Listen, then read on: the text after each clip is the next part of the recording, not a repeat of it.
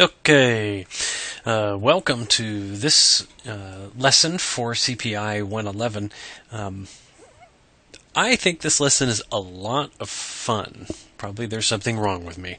But what we're going to do in this lesson is convert an existing game created in GameMaker using the drag and drop system and change it so that it operates completely using GML scripts. So let me show you quickly what the game looks like, and then I'll give you a demonstration of how to convert a piece of it over into GML, and then I'm going to leave the rest of it up to you. So here's our game.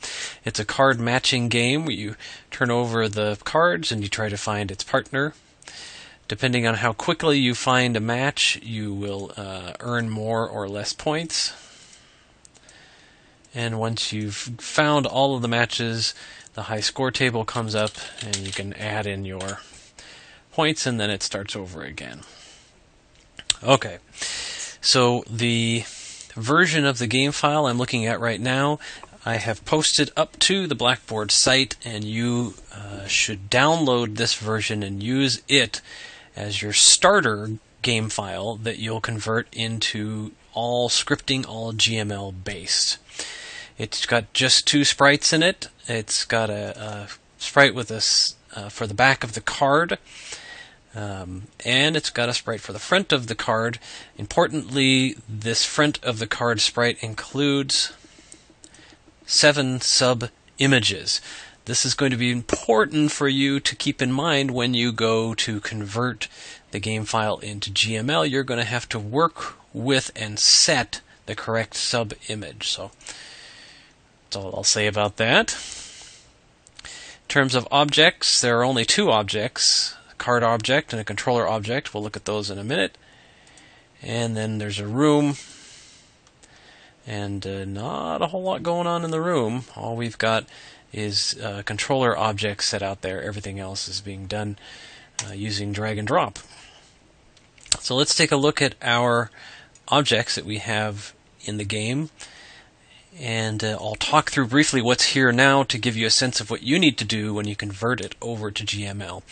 So our card object has a create event with 3 actions associated with it. All 3 of these are simply setting variables. It's got a step event, and for the step event, we're going to be checking the phase variable, whether or not it's equal to 0 or 1. And if it's equal to 0, we're going to change our sprite that we're going to show out on the screen to show the back of the card. Otherwise, we're going to show the front of the card. And we're going to choose the sub-image for the face of the card, the front of the card, by setting the number of the sub-image equal to another variable called type.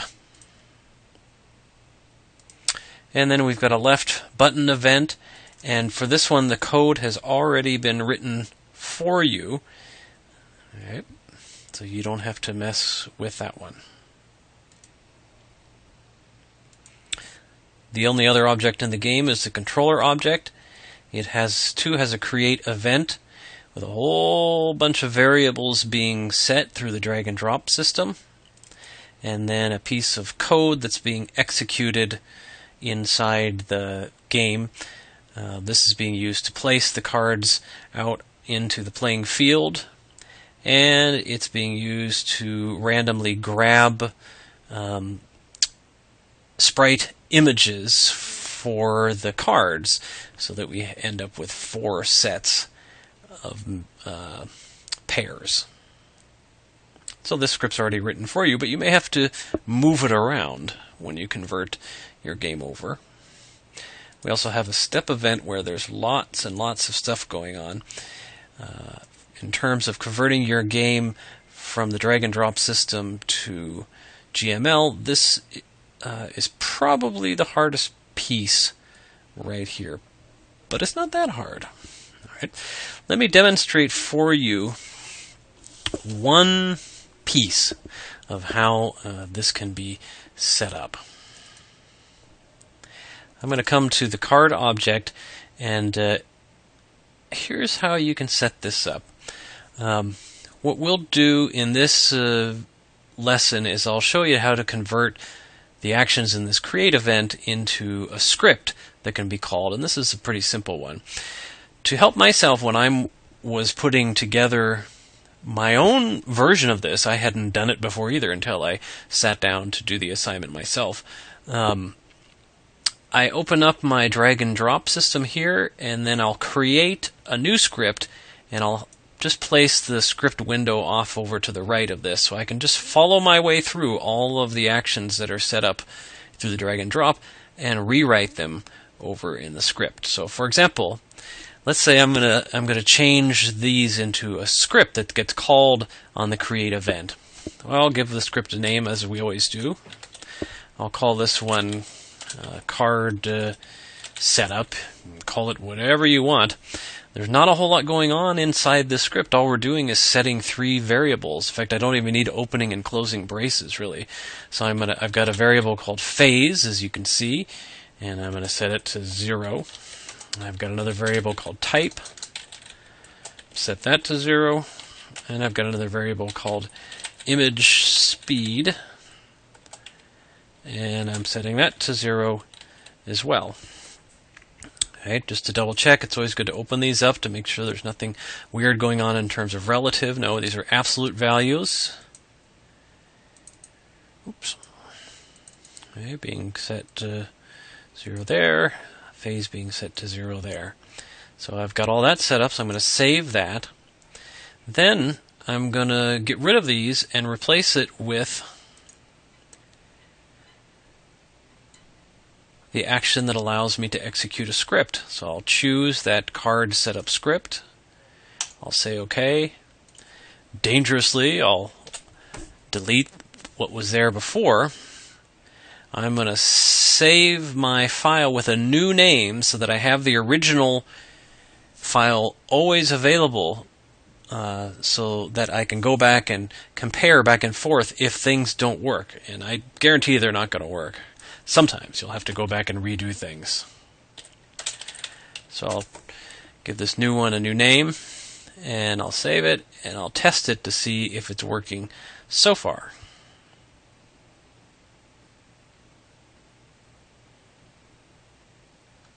Yep, so far so good. I've got my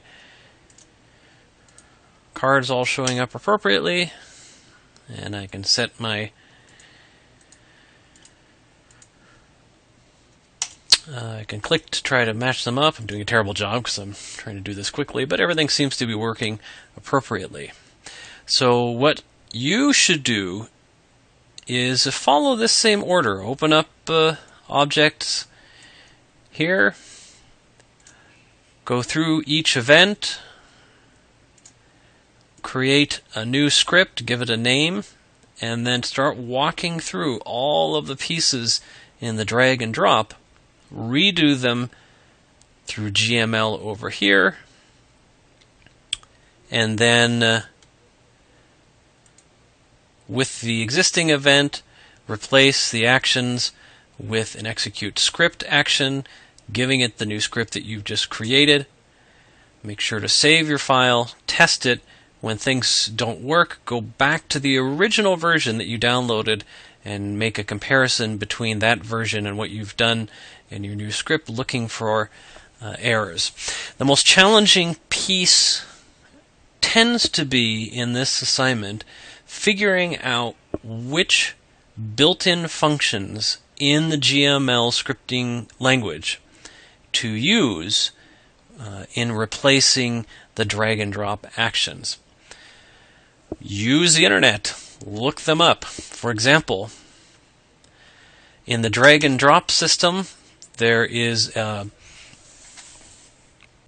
action, a change sprite action, where you set the sprite, you set the subimage, and you set the speed of if there's an animation built in, whether or not that animation plays, and how quickly.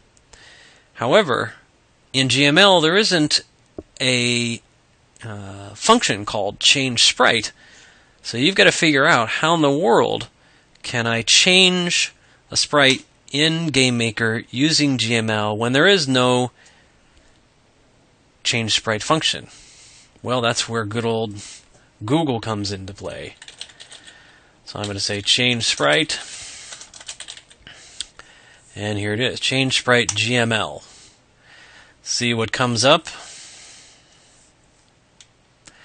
How do I change sprite in code? Look through all of this, and here it is, sprite index equals, and then the name of the sprite.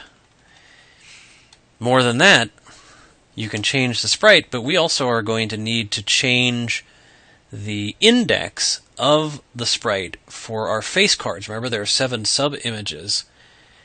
So if I continue to look down, I see, aha, there's something here called image index, and there's something here called image speed.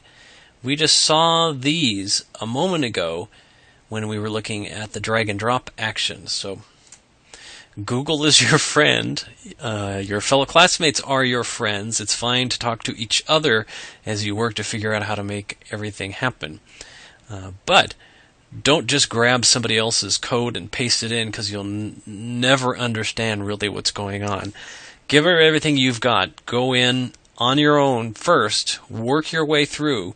See if you can figure it all out. If you can't figure it out on your own, go to the internet, search to see what sorts of functions you want to use to replace the drag and drop actions. And then last but not least, look to your fellow classmates, ask them for help, but don't copy their code. Help each other out to figure out those functions that you need to use, and then on your own, see if you can figure out how to make them all work. That is your challenge. That's the assignment. We'll have 2 periods in class where you get to go through and work on this, and do your best and have fun. Again, I found it to be a blast, so good luck.